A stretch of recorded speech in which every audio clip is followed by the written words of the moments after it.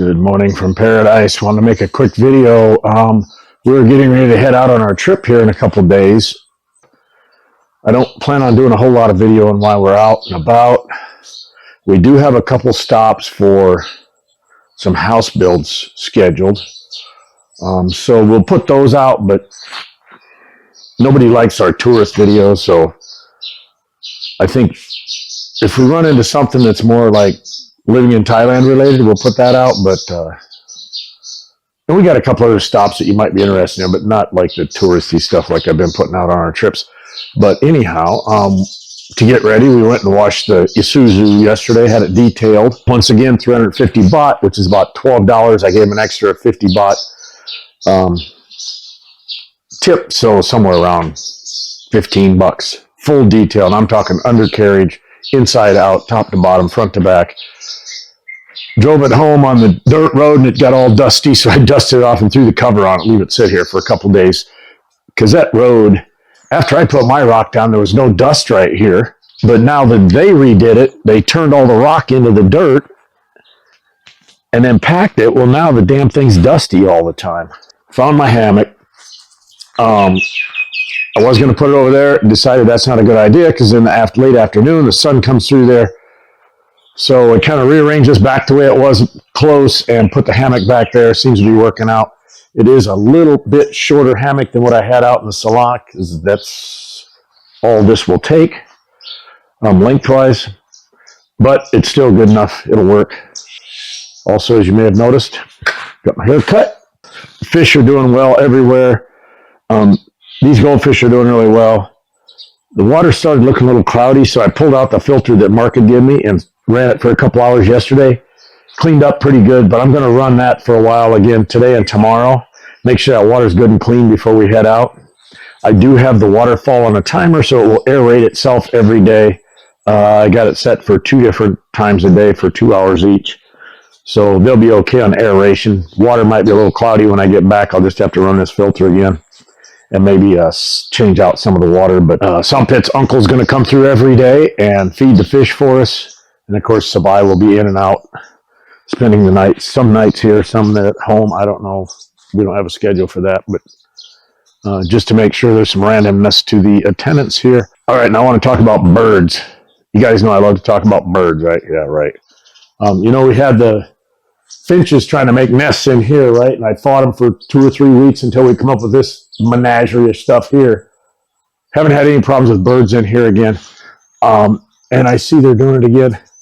They keep trying to make nests right back in there, but this stuff here, the wind blows and the nest just falls out. I mean, they don't even get a nest built. They just get a little bit in there and then the wind blows and the shit falls. So I don't know what the hell they're doing up there. And then out on the front, let's just go look at it real quick. So I don't know if these birds are trying to make a nest up here, but I keep having to clean this out back here. So I think they're bringing them up here, trying to make a nest in the corner, and it just keeps falling out. Because this has been going on for like 3 weeks, and I just keep cleaning it up, and it just keeps coming back. As I said, these are doing real well. Haven't had any issues with all these. I just pulled a bunch of, I got a pot here now. I'm getting so much of this growth in here. I'm just having to clean it out and throw it in there. So you can see they're all doing really well. Man, them red ones have really grown since I put them in here. Holy crap. Haven't really seen them. They were about this size right here, that little red one. They must have babies. So I didn't have any. Those red ones right there were about the size of this little one that's ducking around right here. I see some other babies in there too. And I've seen babies in here. I've seen them in here, so I think everything's working out really well out here. The whole issue back here all along was the sun, obviously. But the real subject of this video is birds, so back to the birds subject.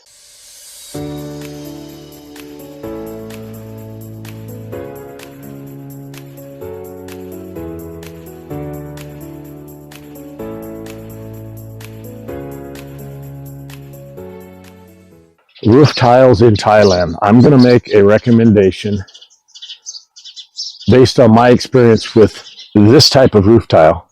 So I'll recall when they put this in, there's a little guard in there to keep the birds out. The roofers didn't put them in very well, so I made them go back around and fix them all. You can see right here, right there, and there's a bird hanging out of the corner there. the birds keep pushing them out and making nests in there. And everybody said this was happening, and it doesn't surprise me. The other thing I'm going to try to keep you out of the sun here a little bit, but those caps up there, with these arched tiles, you can see a gap under there all the way up through there. All those caps going up the ridge, there's a hole up underneath every one of these. Well, the birds have figured out, you can't see any here, but there are some of these places the birds have figured out they can get up in there and make nests. Now, I had Duke fill that whole thing with spray styrofoam, but as we saw in these corners, I did the same thing here, but on some of these corners, I just went and pulled the shit out. And you can see right there, there's so much traffic in and out of that it's dirty. And I see one over there now, too. I haven't really noticed any birds going in and out of here, but anyhow, based on all the problems I've had with this, we're going to go take a look at a roof that, had I known when I did to my house that these existed, I would have probably did that on my house. No, I know I would have, after seeing all these bird issues. So let's go take a look at this. All right, before I jumped on the bike, I come out here to tell Soundpit what I was going to do.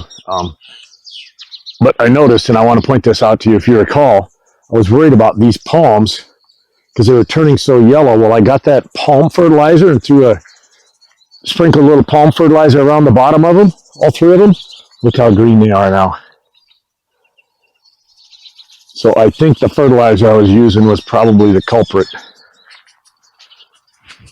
Or it's because the pond level has dropped. I don't know shit about plants, but I heard a long time ago that if the plant's turning brown and drying out, it means it's underwatered, typically. And if it's turning yellow, it's too much water. Now, I'm sure there's a lot of other things that can cause yellowing and stuff. But if it is too much water, it might be because the water was like clear up, not by the plant, but down there. It was up on top of this ledge around here, as everybody recalls. You can see now it's down probably a meter from its high point already. And it will drop another 3/4 of a meter from there yet before the dry season's over. Let's go take a look at this roof.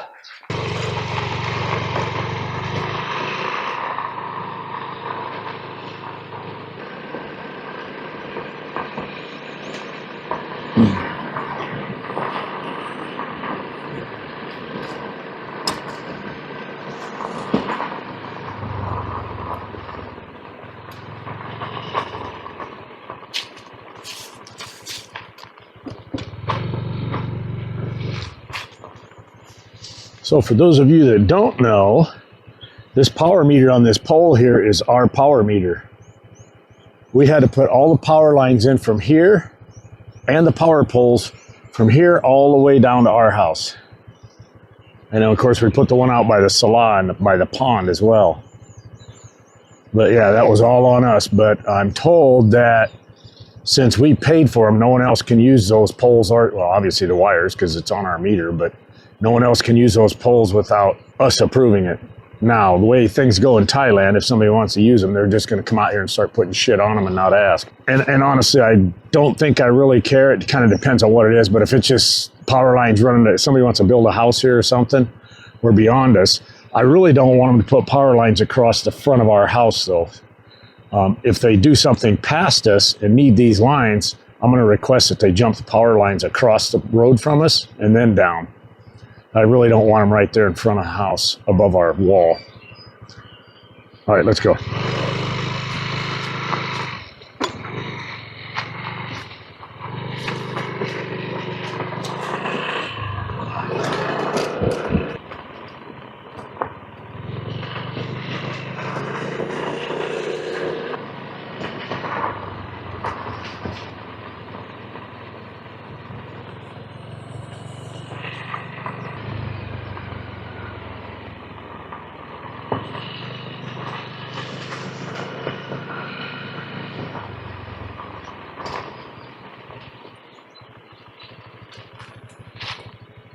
Okay, so let's take a look at that transformer on that pole right straight in front of us.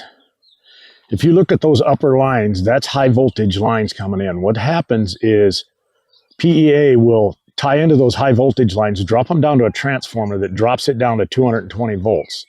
Then the wires come from the transformer down to those lower lines. Those lower lines are what runs out to your houses. So I looked at this probably a couple months back and counted from this transformer out to our place, and I found 5 places, 2 of which have residents on them. The other ones are just farms, so they don't use any volume. Well, the other day I come by here and I started chasing these lower lines back the other way, and it runs back and feeds all the houses all the way back out to the village and then across to the right.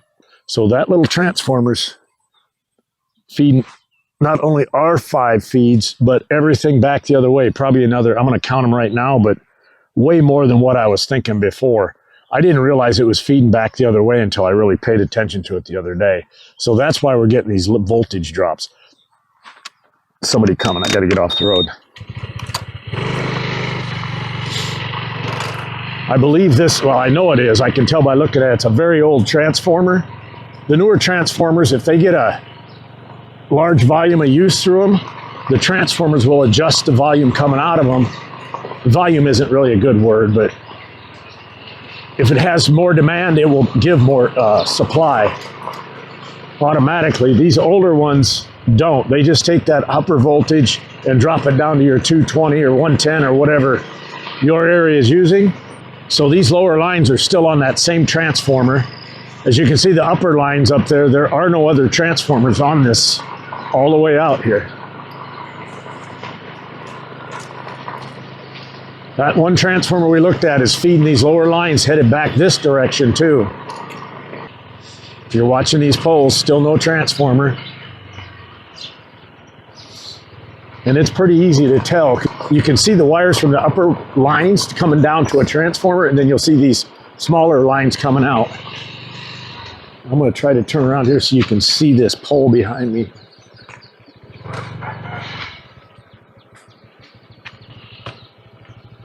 These are the same lines here. They come out, they tee off, they go over that way, they feed this house, and there's a supply over on the other side of there, but there is no residence. And then you can see these lower lines pretty much stop.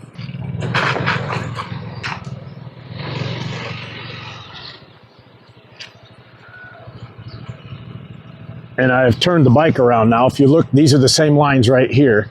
They go to that pole and they end. Those small lines headed to the right, those are low voltage lines going to that street light right there. Fucking dog. Things lay around here all the time on this goddamn street. And they just, these little lines up above us just come right over to this street light and they end right there. So they're just feeding these couple of street lights. And here we go. They got the road blocked off again.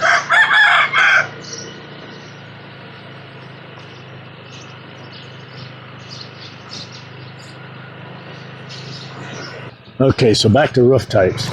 Even these corrugated metal ones are going to have small places where birds can jump up under them. So this house up here, there's a couple guys, local guys, been building it for months now. They just finished this roof a little while back. But I want you to look at this roof. They are flat shingled. We're going to turn the bike in here so we can see it.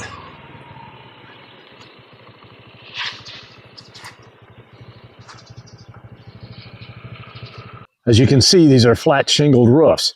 Won't have that hole in there wherever there's an arch. And then when you put the ridge cap on, which is the piece running up and down the peaks or across the top, there's a very small gap there. You probably get lizards in there, but it isn't enough room for birds to get up in there. So without having one of these, my recommendation is before you go put a roof on like I have, look into these flat shingles, because I think this is going to be the way to go. I mean, they've got bird problems, but it's because they don't have soffits on it.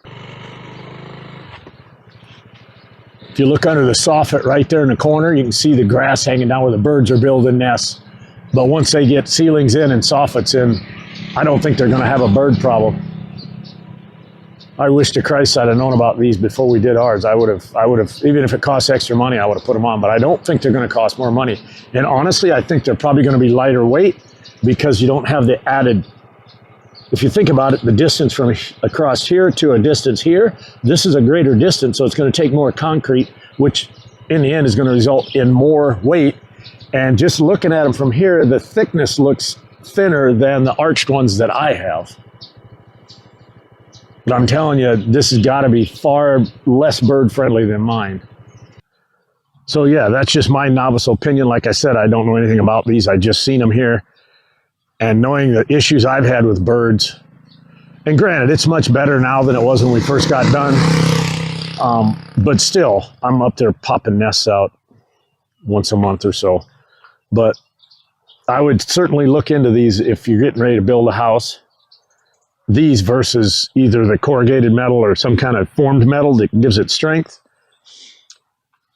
Even the ones where I have the styrofoam backed roof, the birds are picking the styrofoam out and trying to get up under there. So I wouldn't even recommend that as a full shield finished product. But this type of roof is certainly worth looking into. Somebody come. Thai video. Oh, Bomban Tinon.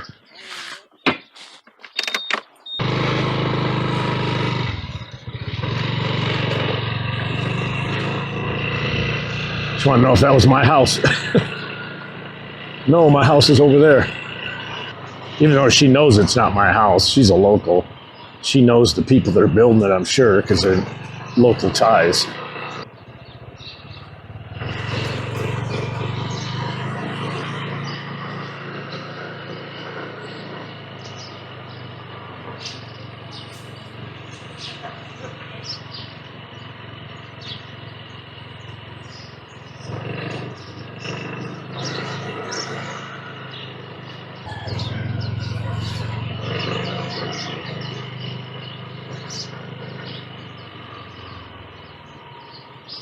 I really should get some pepper spray to carry with me, these fucking dogs.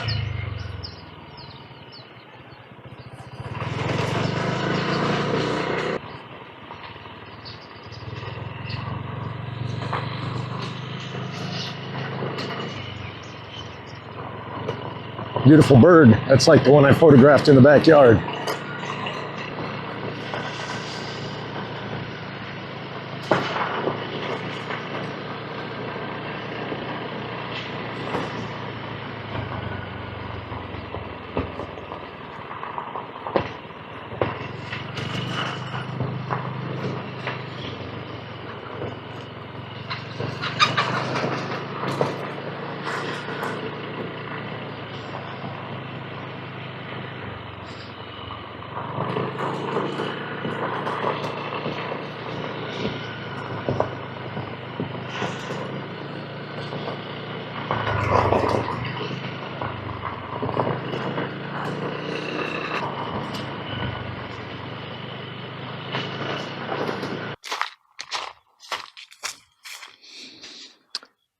As you can see behind me, rice harvest is over. Pretty much everything is gone. They got some rice on the road, as you just seen. They are getting that stuff dried up, and then this thing will be brown and ugly for the next 6 months until they plant rice again. I'll be looking forward to that. Get the big hot behind us. That's today's video, and that's my recommendation on roof tiles to negate bird issues. Thanks for joining us, Paradise in Thailand.